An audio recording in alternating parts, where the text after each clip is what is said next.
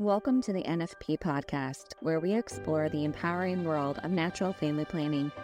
I'm Amy Smith. Join me and my co-host Emily Appledorn each week. Together, we're here to dive deep into the science, the stories, and the spirituality behind NFP. Every week, we push back against the free love culture and advocate for a culture of responsible love, where intentionality and respect are at the forefront of family planning. Join us as we discuss everything from the practicalities of charting and fertility awareness to the profound impact NFP can have on relationships and communities. Whether you're new to NFP or a seasoned pro, our podcast is your go-to resource for honest conversations, expert insights, and real-life experiences. So grab a friend, settle in, and get ready to be inspired. This is the NFP Podcast. Welcome back to the podcast, everybody. Happy Easter. Hi, everyone. Happy Easter. Yeah, I feel like it's been a really long time since we've recorded. Long time since we've done this. Yeah, since we've just done like an episode that's not reading the encyclical, which was so good, though. It was so good. That was very good. And I was reading a book actually on, what is it called? Oh, I can't remember the name of it now. It's sitting next to my bedside. But anyway, in there, she references like 4 or 5 other encyclicals that are related to familiaris. Yeah, consortia. So anyway, I was like, oh, okay, well, maybe we'll have to do one of those next time we do it. So. Maybe we have some in our back pocket then that we can refer to. Yeah, lots of good things. Yeah. Okay, so today, Emily and I wanted to, we're going to kind of reflect on this, well, how do I say it? I guess not reflect. An idea. Yeah. So hang on, I got to think of how to start. Mm-hmm. All right. So I'm going to start by sharing the title of this episode is called The Fantasy Spouse. And so it's kind of a play on this concept that I know I've shared with some friends of mine that it's called like the fantasy self. And I heard it first from the Minimal Mom because I like, following her, and she has some great insights, I think, in kind of simple living. And she has this one idea that I heard from her. It's called the fantasy self, and how it's like this person that you want to be, that you think that you're, she does, different things. So I'll just give an example to kind of flesh out the concept.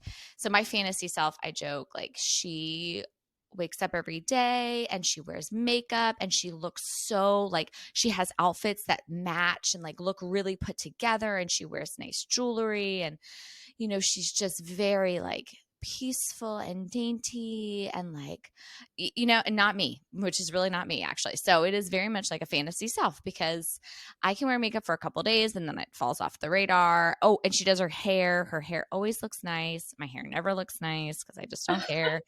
So anyway, this idea of like the fantasy person, she's got time for all these different hobbies and things because I really do like hobbies, but I just don't have the time for stuff like that. So you get the idea, right? It's not based in reality. Like it's not. It sounds like a Pinterest mom. Yes, like a Pinterest mom. But a gorgeous one. Like right. She can do all things. All things. Yeah. Yeah. Uh-huh. Yeah. All things well. Yep. Yeah. And it's very put together. So I was reading this book. Okay, so that's kind of the idea of the fantasy self, right? So the fantasy spouse. I had this really interesting experience, 2 interesting experiences since the last time you and I have talked, Emily, that I wanted to bring to the podcast. So one was, without this being confession, okay? Of course. So one is, I was reading this book. It's a historical fiction.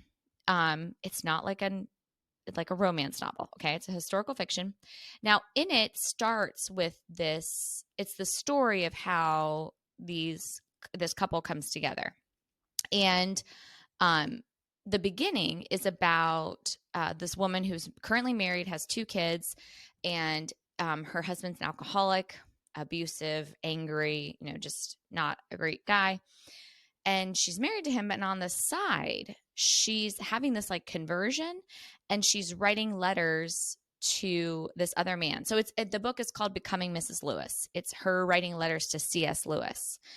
Oh, nice. So she's still married and she's writing these letters to C.S. Lewis.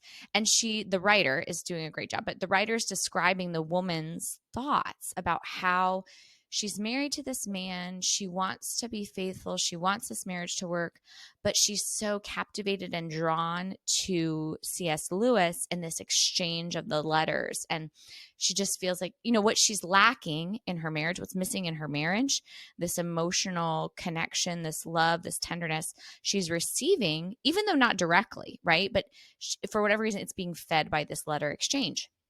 So I'm reading it, and it kind of catches me off guard, but I start to get enthralled a little, Emily, in this dialogue and this back and forth. And like, my heart kind of goes out to her for having this rough marriage, and this exchange. Like, it's like I was starting to, in my mind, like it was almost, this is a strong word, okay, but almost like arousing to think like, oh, like the fantasy of the other person, of the other relationship, and how wonderful it would be. Okay.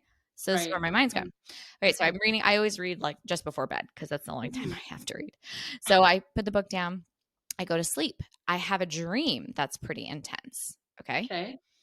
I wake up from the dream and I'm very much in the mood, and I pursue my spouse, and I felt so bad after that experience because this is not my normal. Okay. Like, this is not my normal. I am not one of those women that has like a very strong sex drive. Like, it kind of comes and goes with hormones. So this was very different for me to wake up and feel like that. But it wasn't based in reality. It was this fantasy that had come into my mind that I had kind of like thought about, and then went to bed and then woke up, and I was still like enjoying the pleasure from the thought and the fantasy. Anyway, I was talking to Joey about it a little bit, and I was like, I don't think I should be reading this book anymore, which is so silly because, again, it's not a romance novel. It was something so little. And I talked to a friend. it actually didn't, I brought it up in conversation. I was like, so I'm reading this book, and I told her, and she shared a similar experience with me, not necessarily it wasn't about this book. She's like, oh, I read that book. That didn't come up to me at all. But in this other situation, this came up. Again, it wasn't like a direct novel or show. It was just something that's like, whoa, for whatever reason that kind of triggered. And so anyway, I felt like I really wanted to bring it to confession, which I did. And it was, Father was great. And it was just really good kind of back and forth. But what came out of it was really this guilt and sadness I felt towards my spouse for having put this fantasy on them, because the reality didn't match the fantasy. And that's not the other person's fault. That's kind of my fault. And I wouldn't even know if it's necessarily my fault or if it's like the fantasy fault. This is like I'm trying to give this example as like a concrete example of like, this is what our humanness can lead to. And these are the lies of Satan. In the Gospel of John, where we had the good shepherd and the not good shepherd, right? He leads them astray. And I always have this image of Satan, like there's this big hole in the ground, Emily, and you're standing on one side and he's on the other, okay? And he's enticing and he's tantalizing and you're being kind of drawn in. And so you're walking forward, you're not paying attention to where you're going, and then you fall in the hole. And he's not a good shepherd. So what does he do? He leans over the hole and he laughs at you. And then he shames you and he mocks you and he walks away. But the good shepherd reaches into the hole and pulls you out, and it's just, it's so different. Once you're in that hole, right? Because he's not going to help you. You have to, number one, have the awareness that you're there, and then ask for help, right? Like ask for the Lord, because how often do we get in those places and it takes a long time to get out of them? Right. Like things are just kept in the dark, right? That dark hole, so to speak. Right. And so once things can come to the light, then that's when healing can happen. But until then, you can spend a lot of time in that darkness, right? Because that's what he wants. Well, and I think that's one of the tricks of the culture, right? So if the culture is also in the hole or making the hole seem normal and natural and like, oh no, this is good, this is good, this is good. Meanwhile, everything inside of you is like, this is not good. I don't feel good here, and everyone just kind of going along like, no, this is totally great. We're great. Everything's great. It's fine. It's fine. It's fine. It's like, no, it's not fine. This is not great. This is not good. Not okay. And then you come out and you're like, whoa, like you're in a different world, Emily. It's like, what has happened here? I feel like very much that resurrection story. And it was just, again, that is not a normal, the situation I'm describing. I don't know if this has ever happened to me, you guys. So this is like very new. And I'm very grateful that my conscience, which Father brought up to me, he's like, it's great that your conscience was disturbed by that, because it could just keep going and I could very easily be like, I'm sure once I get past this part of the book, it'll be fine. Like, it's not that big of a deal. Definitely. And again, other people can do it. So why should I not be able to do it? And that's just so silly, like not to compare, everyone is triggered by something. So it's like, you know what? There's a ton of other books I can be reading. Not the end of the world. Even this author, I've read other books of hers that I enjoy. I could just choose another one. But it really hit home this idea of the fantasy of wanting or expecting my spouse. And again, none of this was overt or deliberate or intentional, but it really was like this expectation that he was going to fulfill this unrealistic fantasy, because a fantasy is not in reality. It's not real. So no one can fulfill it because it's not real. Right. And how unfair that is to our marriage, and how I can see how damaging it is to our marriage, because our marriage is supposed to be an image of God and God's love for us and the triune God, right? And how God doesn't live in fantasy. God is in reality. God is very real. So it was just a very like gut punch experience, Emily, that I was, just super grateful for, and felt very, after the experience, like just even more committed to want just my husband for who he is. And I feel like this is the female version. Again, I have never had an issue with pornography, so I can't speak to this truly, but this is what I imagine why pornography is so damaging when men are viewing it, or whoever is, I'm just going to say men because that's usually who it is, right? When a husband is bringing that into their marriage, they're coming into that act, or anyone. This is why you don't want to have sex before marriage. You don't want to look at pornography. Don't engage in fantasy, because it's going to disappoint you, because reality and fantasy are not the same thing. Again, the expectation is so off and so wrong, and it's so using of somebody. Like, I think that's why I felt kind of dirty. I was like, oh, I feel like I just used my spouse. Like, that was not okay. And and that's what pornography does. Like, you are experiencing some erotic experience based on something that's not real, right? You're looking to somebody else, to something else that, again, might not even be humans. It could be like AI generated even now. Right. Something Praise so, God. not the other person. It's not loving, right? It's not the other person. I want you for you. And however this act is going to look, there's no expectation it should look or be a certain way. And that's also so freeing, right? Because then there is no, like, we're not comparing ourselves to anyone. Like, because the beauty of purity, right? Like, we don't know what other people are doing or what it's like for other people. And we shouldn't. And who cares? Because this is our unique relationship. Right. What do you think, Right. Emily?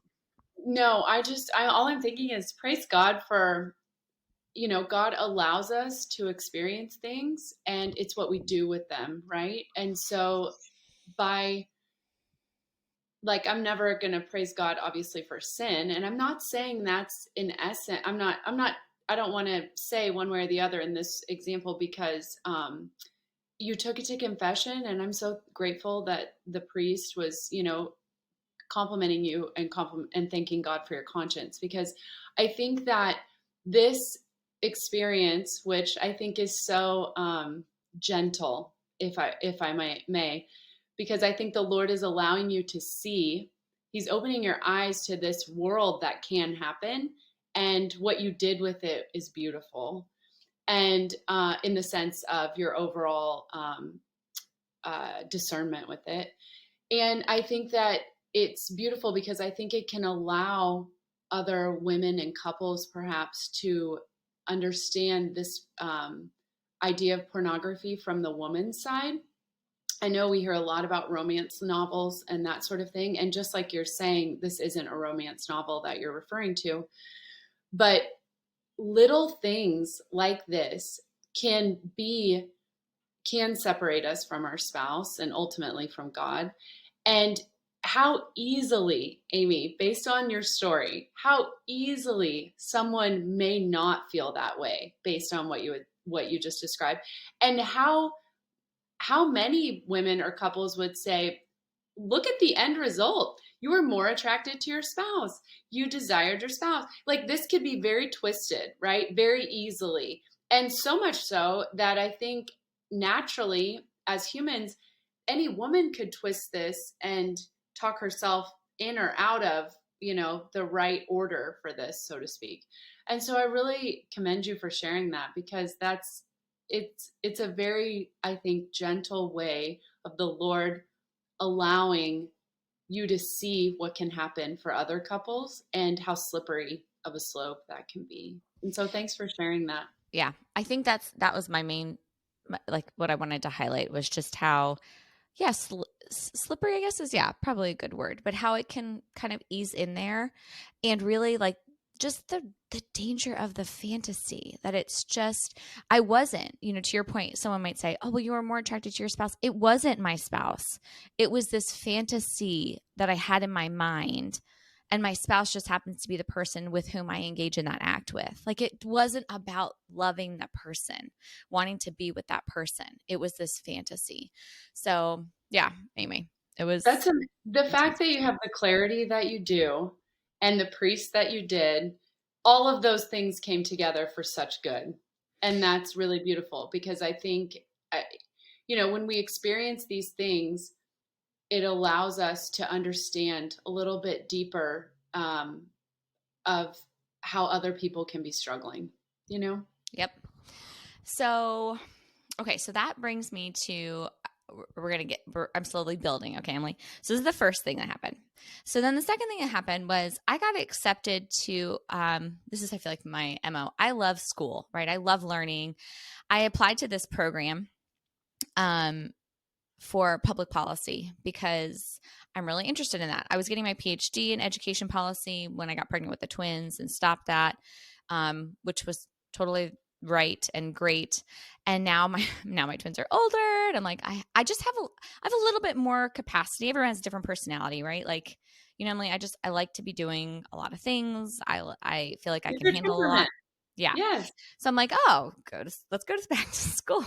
Let's go back to school. So I applied to this program. I found out on Good Friday that I got accepted, and I didn't get a full fellowship funding. Like, I got partial. And then for the second year, you could do a graduate assistantship, which would cover all of the tuition. Anyway, so I didn't get all of it. And during Lent, we had a very interesting kind of marriage experience during Lent. I feel like the Lord was really opening up a lot of opportunities for us to explore our roles, like our feminine and masculine roles in our marriage, and, healing of wounds and growing together in that. And it was great. It was really great. And at the beginning, right, it was like kind of a high. And then we had some things happen and slipped back into some older behavior. And I was feeling very disappointed, because I was like, man, things were going so great. Like, now what's happening? Like, I was just like, oh, and specifically towards Joey, like towards my spouse, that, come on, like, you were doing great, like, keep going, and I was feeling super upset. So, and then the school thing came up. Now, one thing I can't say I could never relate to was, because I have always worked or been in school, like done a million things since I was pregnant with Max and had Max. When I stopped school and stopped everything, I stopped NFP teaching, I was done with everything when I had the twins, I was like, this is amazing. I was like, I could not understand. I had heard moms talk about kind of like, I just want to be doing something else. Staying home with little kids is hard. Like a little side project, or want to work a little bit. Like, I was just like, why? Because I was just thinking about when I was doing it, and it was like, I never had a peaceful moment, because he would go down for a nap. Okay, I need to send an email, need to write a paper, need to do this project, like, I just always had to do, my brain was always either at work or at home, at work. So I did not get that. Okay. So I get into this program, and while it sounds great and a lot of things about it were great, like the cons really outweighed the pros. If I'm in my rational thought thinking mind, it was like, this is not, and it was like an hour commute both ways. We've got 3 kids. We homeschool. I know, Emily. You have to see her face. Like, what are you doing? But in my mind, I'm like thinking all the ways, how can I make this work? How can I make this work? You know, talking to Joey about it. And Joey's like, I don't think that's, and I don't think that's necessary, Amy. I think based on the education you have, you know, blah, blah, blah, you could do stuff now. I was so upset. And I started to feel so many different things, but one of them was resenting my family, resenting my kids and my husband, and feeling like, because of all of you, I can't go do what I want to do. And I did share that with Joey a little bit. We went for a walk and we were talking about the program, and I'm like, I'm really trying to stay out of this part of my brain that is 18 years old and has no commitments or responsibilities, and is just like, I want to go to school. Like, I love this. This sounds so great. But it's not reality. Okay. Again, it did not work within reality. So I ended up declining the admissions offer. And after I had gone to confession and talked about my resentment towards my spouse and all the things, Father, again, was just really great. To your point, Emily, it was a very blessed experience in confession because Father was really wonderful. But from that, again, I took out this, I could now relate. It was very humbling because now I could relate to women who were like, you know what? I have some extra capacity. Like, I'd really like to do a little something on the side, or I'd like to just go back to work. You know, like, I like working. I love my kids, but I also like working, and I feel like I'm a better mom. I do remember that when I had Max, I would be with him all morning. I'd nurse him, put him down for a nap, and then I'd go to school, and I'd do school until about dinner time. And then I'd come home. So I had like 4 or 5 hours in the afternoon when I would go and do something I was really interested in and read and study. And I came back and I was just like, I felt like I was so attentive to him when I had time with him. And like, it made me feel like a better person because I felt like I was being fed in a different way. You know what I mean? That's beautiful. And I do understand that idea for sure. Right. Sure. It's like, yeah, I'm not just like, yeah, when you're in the season of little people, it's a lot of serving and no one's really asking you like, so Mom, what are you interested in? Let's have a conversation. Like, it's not what you talk about with your 3-year-old or your 8-year-old even. So anyhow, I was just kind of like dreaming about that and feeling resentful that that wasn't going to happen. And I'm removed from all these, you know, now I'm sharing this kind of in hindsight. And so feeling better about it, not feeling resentful about it. And I'm grateful. But I was feeling a little like I'm, you know, am I just like someone's servant? You know, all the things that your brain can say. Okay. So now, Emily, I'm going to bring in the YouTube video that we watched about Matt Walsh. And I don't think I'm going to play it for the sake of time. So I'll link it in the show notes. Yeah. So everyone can go and you can watch it.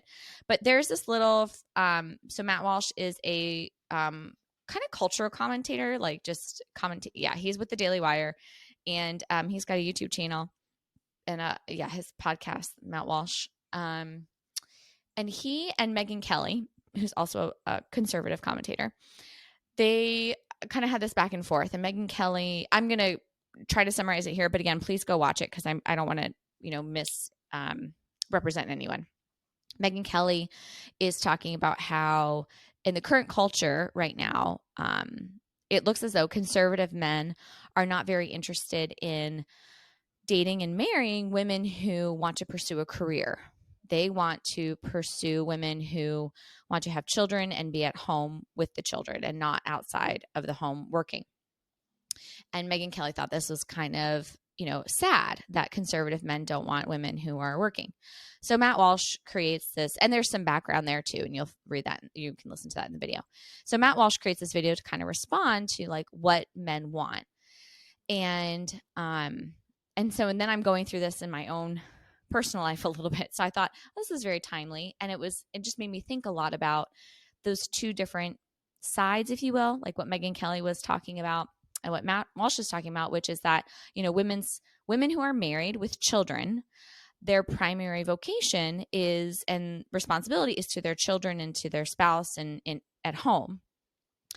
And Megyn Kelly, I don't think she would say that that's not true, that that's not like a primary responsibility, but that also women can be working. So in order to fulfill those duties, one doesn't necessarily have to be at home the whole time. And my mind thinks about this. I had a neighbor. She was so funny. She does real estate and works, and she's got kids that are much older though now. And she homeschooled at one point. So she's kind of gone through different seasons of life, obviously. But she talked about, she's like, the Bible doesn't say I have to be the one to clean the home. The Bible says I have to be the one to manage the home. And I am managing it by hiring other people to do it. And I was like, that's fantastic. Isn't that funny, Emily? That's beautiful. I've never heard it said that way. I thought it was great. I was like, you're Right. right. It doesn't say you have to be the one to clean the toilets. It just says you have to be the one to manage it and make sure it gets done, I guess. So anyway. I bet Megyn Kelly would run with that saying too, based on the way the back and forth. That's sure. great. I know. I thought it was really, really funny. So anyway, and the same thing with education. I know we talked about this when we read through the encyclical, but the Catholic Church, right, doesn't say you have to school a certain way. It just says the parents are the primary educators of the family, and of the children. So if we choose to send however we decide to to educate our children, we are the ones that are ultimately responsible for that. So if I give that response, if I'm hiring someone else, right, if I'm putting them in a school, I'm paying money, I'm then hiring the individual to educate my child, I am the one that's responsible for the outcome. It's like a manager of an employee, right? Like what my employee does falls on the shoulders of the manager, less so on the actual employee, because I'm the one that's supposed to be overseeing them. So that's how we view, education. So it is true. Like, okay, if both parents are going to be working, well, children still have to be looked after and educated. So how they decide to do that really is like they're the ones that have to answer to that in the end when they meet God. So they have to be discerning, following God's will, and go with that. So that's my understanding of church teaching, right? It's not that it has to be one way. It's that you guys are ultimately responsible for that. So make sure you're aware of your responsibility and you're fulfilling your responsibility. Does that sound right, Emily? Yes.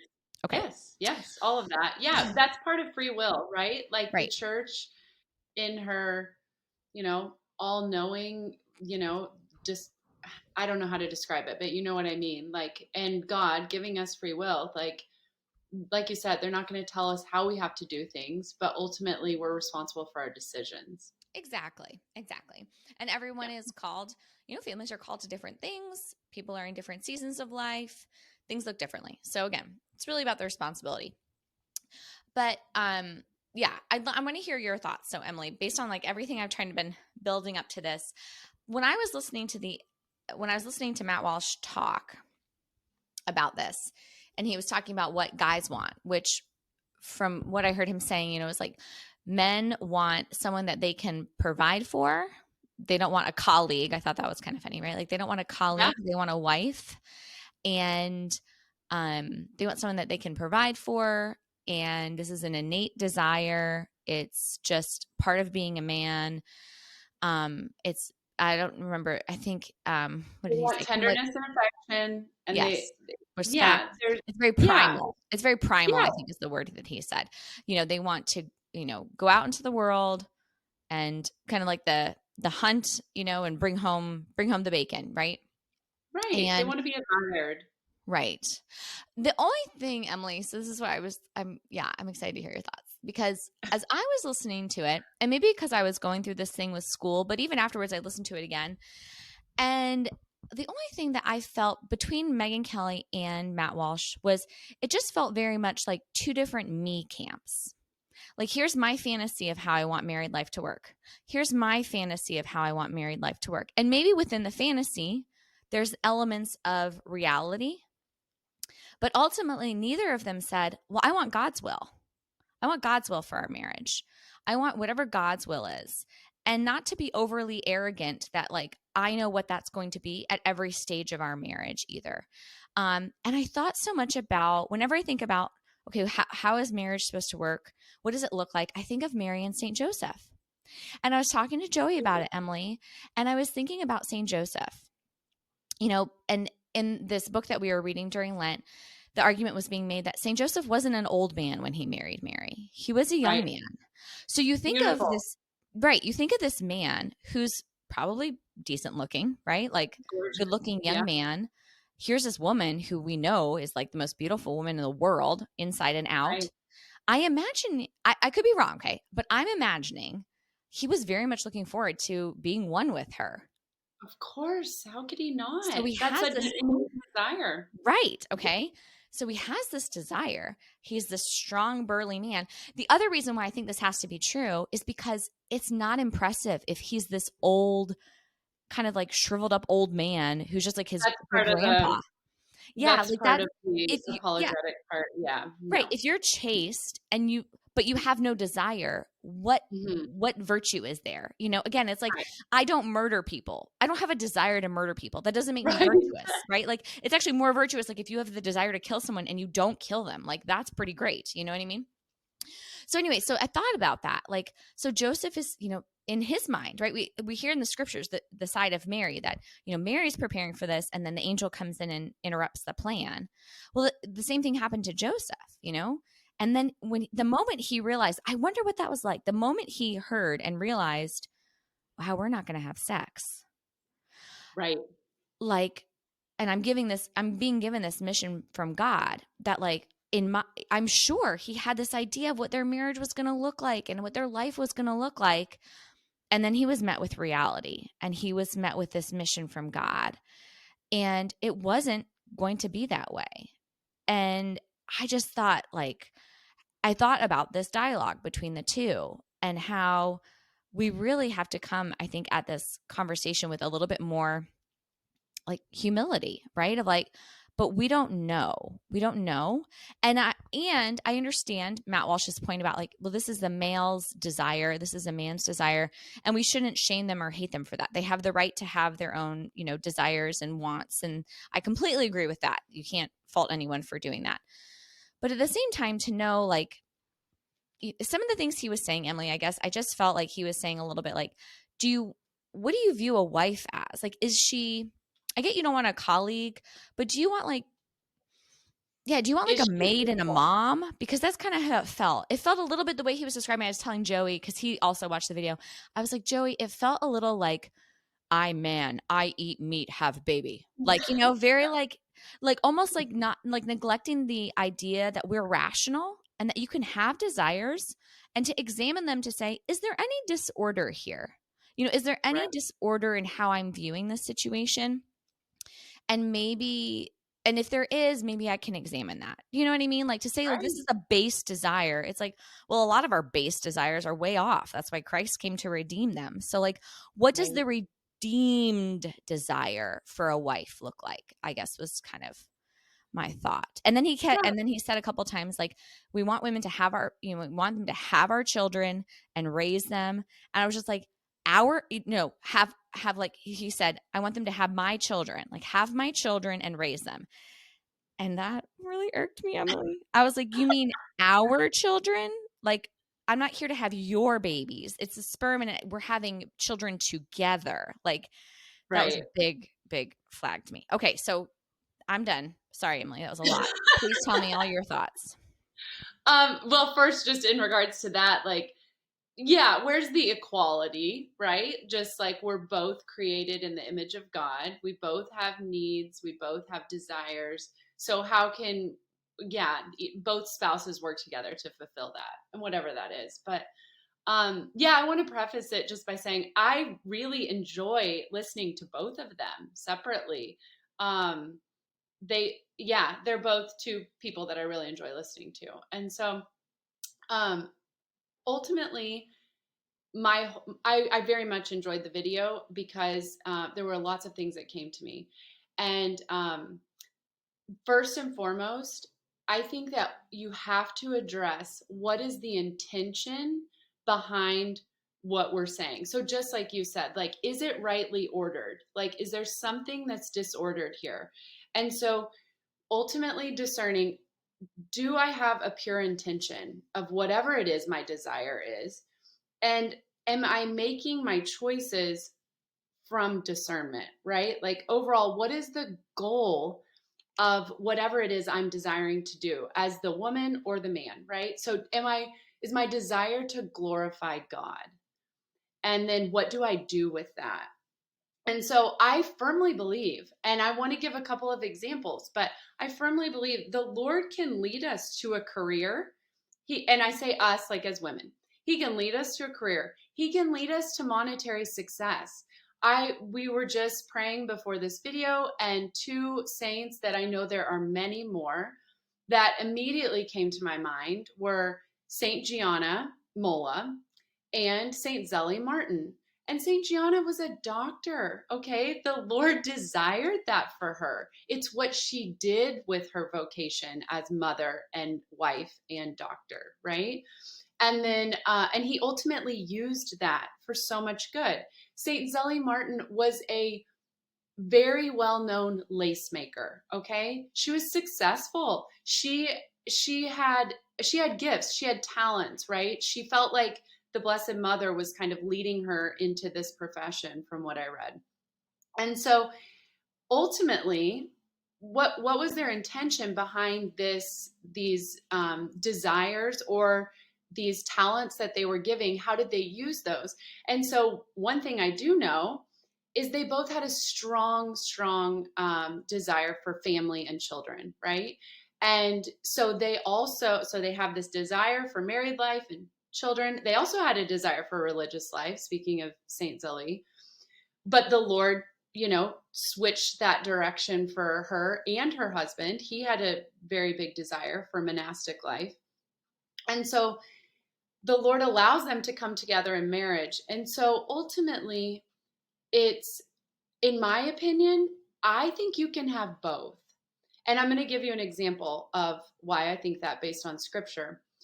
But I don't think that necessarily everyone needs both, or that the Lord desires both for everyone. But I definitely know, based on these examples that we have for the church, that he does desire this for some couples and some women. And that's a good thing. That there's nothing wrong with that. And so the ultimate thing I think we have to think about is, why do we have these desires for a career? Like, what is it that we want to do with it? Are we trying to glorify God? Are we trying to chase things like fame and money and all kinds of things that are ultimately going to separate us from God, right? So it's ultimately what God wants to do with our lives, and then what we do with that if we allow him to work through us, right? So I think a big question is, how do we measure success? Because worldly, it's all about fame and money and these jobs outside the home, quote unquote, or air quotes, so to speak. And these are all worldly things, right? Like these have no merit, so to speak, as far as for heaven, right? And so I believe, and I know to be true, many mothers are fulfilling their vocation of wife and mother, and also using their talents in some way, shape, or form as a monetary means of supplementing the family income, as a quote unquote job. That might be outside the home. A lot of times that's a lot inside the home too. And so there's a lot of things that are unseen, right? And so as humans, we love to be seen. We were created to be seen, to see and to be seen, right? And so it's really helpful if people can, see our fruits and our talents, and not just us, making food and wiping, cleaning diapers and all, changing diapers and stuff. And so there's a desire there, right? Like of having just the other people recognize, really, just like recognizing your talents and that sort of thing. So I think we just have to make sure that everything is rightly ordered. And that takes a lot of discernment. And that's my take on that as far as how that goes. And I want to share something that was part of my prayer during Lent.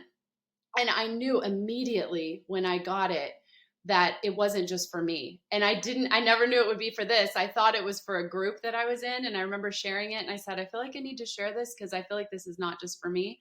But as soon as I listened to this podcast, I'm like, oh, that's what this is for.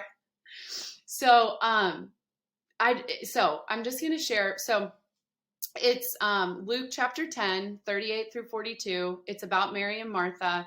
Mary is sitting at his feet, just, loving all over Jesus, right? Like just so attentive, one-on-one. She's all in. She sees him. He sees her. Like they're just really enjoying each other's company. Martha is on the move, right? Like she is super on the move, doing all the things.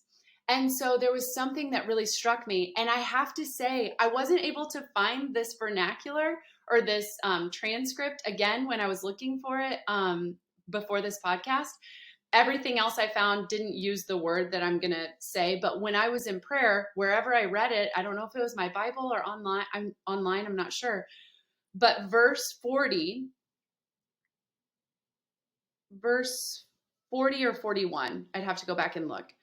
The wording that I read was, Martha, you are worried and distracted by many things. I cannot find that again. I can't find the word distracted. But that struck me so deeply. And it really made me realize, wait a second. The only reason I can't do both, what Mary is doing, sitting right in the presence of God, right? Or Martha, keeping the home, like keeping it going, doing all the things. The only reason I can't do that is because I'm distracted by many things. I'm worried, right? I'm not thinking about what I need to be thinking about. And I was really overcome with the idea, if I am practicing the presence of God as much as humanly possible, right? I just think of, I'm going to blank on that book. The presence of God. Brother Lawrence. Say it again, Amy. Lawrence. Thank you. I wanted to say a different one. If I think about that book, which I highly recommend to anyone who hasn't read it, and I should read it multiple times. If I'm practicing the presence of God, I can do both things. I can, and it's because God is present. Right? And I'm not doing things for myself. I'm doing things to glorify him. And so anyway, I just was, I just enjoyed the whole idea behind this, because I think that there's a lot to unpack. And I think everybody's relationship within a marriage is different as far as what the roles look like. And I don't think that if the intention is pure, I don't think anything is wrong with however that unfolds. It's all about the intention and the purity of it. Yeah. Gosh, that was really good, Emily. That wasn't what I was expecting you to say. So that was really great. I was thinking about, this kind of week that Joey and I had in discerning this program and whether or not I was going to do it, and feeling like even at the beginning of our discernment that it was pretty clear it wasn't going to work out, feeling like, oh, this is a great act of responsibility, is to say, you know what, this isn't what's best for our family. And both husband and wife have to make those decisions sometimes. Like there is sacrifice for both people for the greater good of the marriage and for the children, which are the highest end of marriage. And I think that is definitely a grace from God and something to pray about for more, like this just sense of responsibility. What's the next right thing for us to do here? And as Father reminded me that like, just because it's not now doesn't mean it's not never, and seasons change and things change and you just never know what's going to come. But I do think, I think this is maybe what Megyn Kelly was talking against, is for men to enter into marriage, and for women to enter into marriage too, but like for men to enter into marriage with this very hard and fast line of like, this is how it should look. This is what I want. This is how it should look. There's nothing wrong with that. But I think also being willing to hold things a little open and loosely, and remembering that I'm not auditioning someone to play a part in my play. I'm being open to who God is bringing into my life to fulfill God's will, God's way, in God's time. Like it's not about either of us. This is about God. Like this is about God. Right. And right.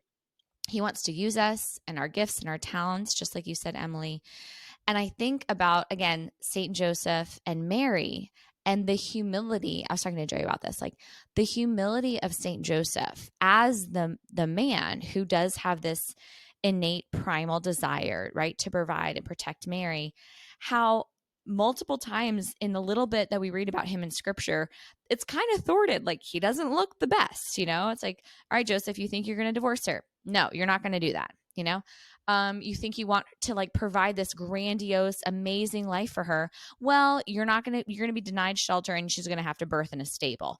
Like just all of these times he's kind of being cut to the core. Like, maybe he's thinking like, oh, we'll deliver in a Hilton. I'm going to get the best bed for her. She's going to be, so well taken care of. Meanwhile, she's with all the animals in the stable. Like that didn't look so great, Okay. Mary, I'm sorry, but I have to like wake you up and take you to Egypt now. I know you just had a baby. It's like, get on this donkey and we're going to walk across. Like, again, she's perfect, luckily. So she wasn't thinking like, you're insane. What are you talking about? Right. Right. Like, who did God give me to lead me? This guy's like off the chain. So I think. And we know that his intention, just as you're saying, would have been none of those things. He would have wanted to just dote all over her. Right. Right. You would imagine, right? Like, and instead and maybe he had dreams for a different job. You just never know. And he remains a humble carpenter. And really, while St. Joseph is obviously a saint, so great, he's not perfect like Mary. And the humility it must have taken to live a life in a home with two perfect creatures. Emily, the humility of Joseph. So I just think about that, like, and that I think as a woman, that's what touches my heart is the man who I'm supposed to, that I'm, married to have that heart of Saint Joseph, to sacrifice and serve, to say, I'm going to be little and I'm going to lift you because you're better, right? That's so Christian and scriptural, right? Like to think better of the other than I do of myself. And he literally, like, we can try to do that but we're all on the same plane as sinners, He was doing that because he literally was less than Jesus and Mary, as the man. Like, and still Mary, right, in her humility, even though she could have been like, I'm perfect. She didn't. She followed in that mutual submission to one another, that beautiful dance that we see in marriage. So, yeah. Wow, that's beautiful. I never thought about it from his perspective of thinking about him living with two perfect people and how I'm sure I personally would feel like I would never measure up. Like, right. how can I even compare to these two? I never even thought about that. Wow. And you think of that, the prayer, the litany of humility, right? That I will become as holy as I can. I pray that other people will become holier than I, provided I become as holy as I should. Like that's it makes you laugh, makes you a little more humble to think, you know what? She's a lot better at that than I am. He's a lot better at that than I am. Like and I have my role and my place, and it's not to, think less of myself, but to think of myself less often and to elevate the other. And you made a comment that made me think, like, we're saying all these things. None of this is said without the overwhelming knowledge that all of these things come with sacrifice, right? Like you were saying that, now is not the time for this schooling thing. That's a sacrifice for you to say, I'm going to put this on hold and see if this is something that, maybe I'm called to later. So all of these things, like, there is sacrifice, and that is none of this is easy. It's not meant to be easy. And so different spouses are going to make different sacrifices, or maybe it's a family sacrifice at different times in the marriage and the family life. Right. Exactly. Yep. So I think that's, again, our tagline for our podcast is responsible love. Like that just shows up in a lot of different areas and ways. And I think just being as concrete and grounded as possible really helps me to stay in the moment and not be too much in the fantasy of the future or whatever it is, and to not project on the other person, like to really love the other for exactly who they are, just like God loves me, Emily, like not for what they can do for me or what I think, what I want from them, this fantasy role I have for them, because then it's going to also lead to, and this is something I would caution people who are dating or engaged in if I'm operating from a place of, oh, well, here's the expectation for what men want, or men, here's the expectation for what women want, but it is not natural to me. And there's a difference between like, it's not natural and that like vice is more natural than virtue. Well, like we need to fight against that and practice the virtue.